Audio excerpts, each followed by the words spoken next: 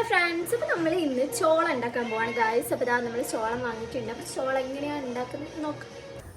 അപ്പോൾ ആദ്യം തന്നെ നമ്മളിതിൻ്റെ തൊലി കളയുക കേട്ടോ. അപ്പോൾ കുറച്ച് കട്ടിയുണ്ട് തൊലിക്ക്. അപ്പോൾ നമ്മൾ എന്ത് ചെയ്യുക, നല്ല ശക്തിയിൽ വലിക്കുക കേട്ടോ.